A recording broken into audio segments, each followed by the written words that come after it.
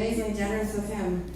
And he was in the Air Force during the war. He was on radar, and he was the president of his company. He's a very smart man. I've got a picture up here if you want to see it later.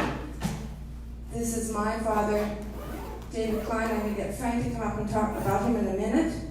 Do you remember David Cline? A lot of you would remember him. And this is one, apparently most of you don't remember him. This is Frank Groat. He was my former. What I call him? It's Ralph Groat. Yeah, wrong name. Anyways, that was my brother's name, I guess. Anyways, he was 92 years old when he died, and he was a performer. He played all by ear, and he played the piano in nightclubs and everything like that, and he got to know the Lord through my father. I think when his youngest daughter got married at my dad's church in Richmond, and he would come and he would play his songs at the Christian Ashram. It was several years ago. So, where'd Frank go? Frank, you're going to come and say a few words about my dad, and then Norma will talk about it.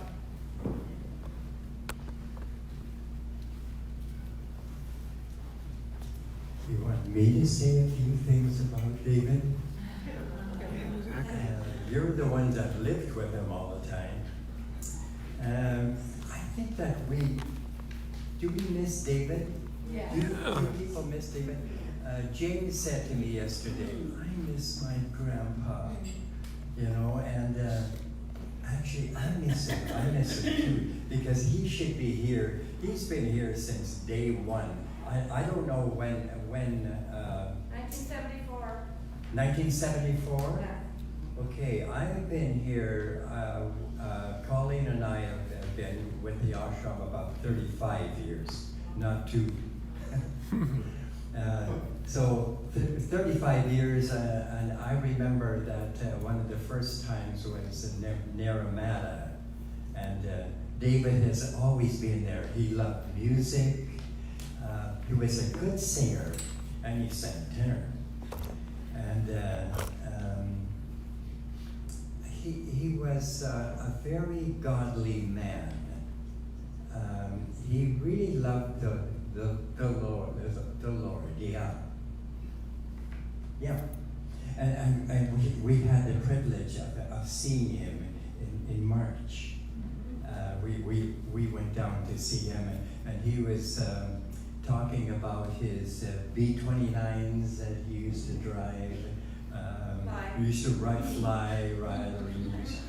And he got through all of that by the grace of God. I guess he got he was an amazing man, and he was always here, and what he said was always very wise. I think he was a very wise man, and he was a good family man. That's right. Yeah. David was a wise guy. He was one of the wise guys. And a very gentle man too. Yeah, his most challenging preaching always had a joke that disarmed you. Can I tell you about David Cline? An experience of David.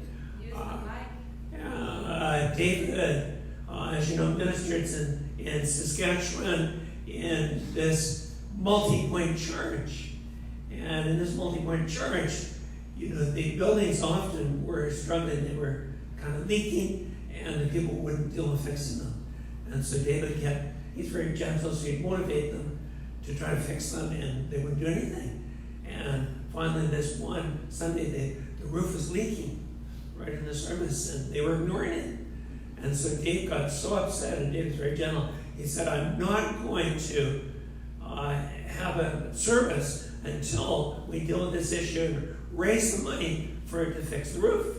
And they sat there for 40 minutes in silence. Everybody was hiding their wallets and purses. And then finally, the President Taiwan at the back of the church, he said, well, I want to get home and have lunch, so let's get on with the service. I'll get $50 to get this done with. And that went a huge chunk of plaster fell out of the ceiling and smacked him on the head and knocked him below the pews. He picked himself out of the dust and he said very weakly, "I meant to say 500. and David, being quick on his feet, he said, "Hit him again, Lord." and sometimes, the ashram, it's not that we haven't heard this before, but sometimes God needs to hit us again, Lord. Wake us up to what we already knew was true. That, by the way, is a mythical story that I learned from David Cline. That was his joke, because he was a funny guy. Yeah, he had a great sense of humor. And if any of you have ever read his Christmas letters, he writes a beautiful letter, and it's always full of humor. And I remember writing ours, and I was telling him about biking for Bibles, and that we usually go 600 kilometers or 700 kilometers within 6 days. And he says, I read your letter and I was tired after that. That's what he usually comes up with. Thank you, Norma. Please come on.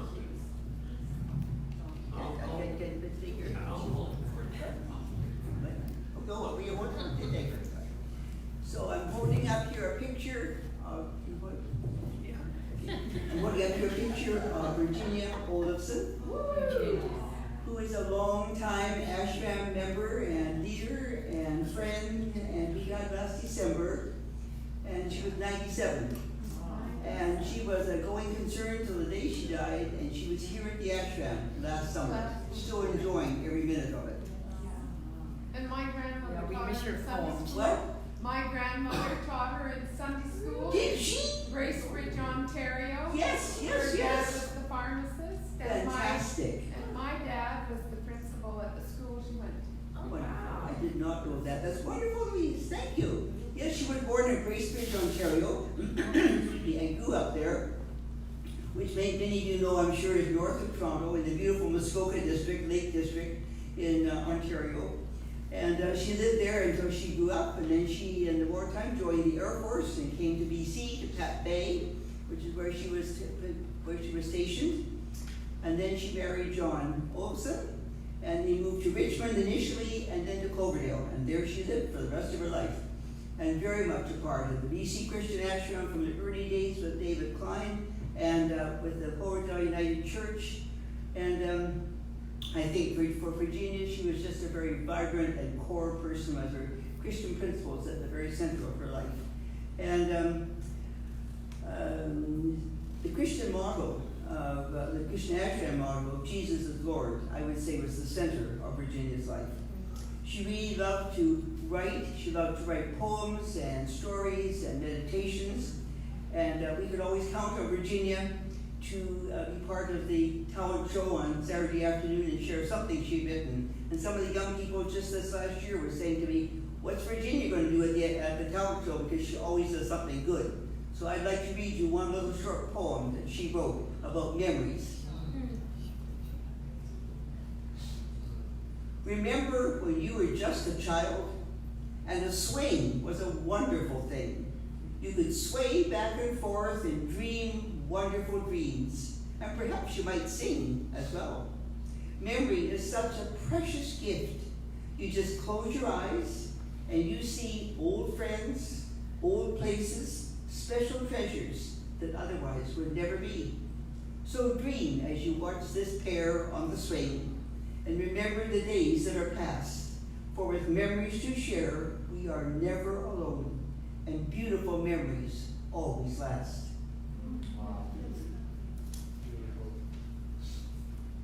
The daughter that Virginia lived with for the last few years is also called Virginia, her youngest daughter, but she was called Ginny, as Virginia and Ginny in the same household.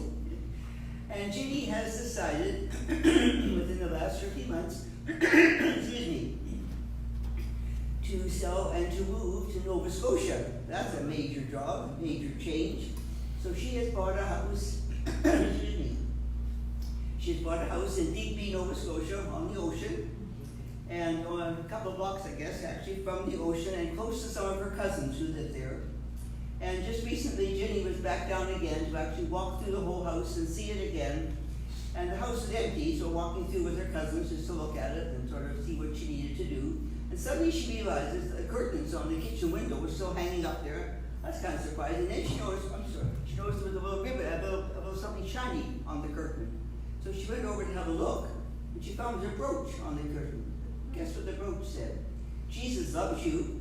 Wow. Well, it's not just special as a little brooch, which was amazing, but Virginia wore a brooch that said Jesus loves you almost every day for the last many years. There was her mom saying, welcome, Ginny. Glad you're here. And she said, welcome, Mom. You beat me here already. You're already here waiting for me. Isn't that just like Virginia and Ginny?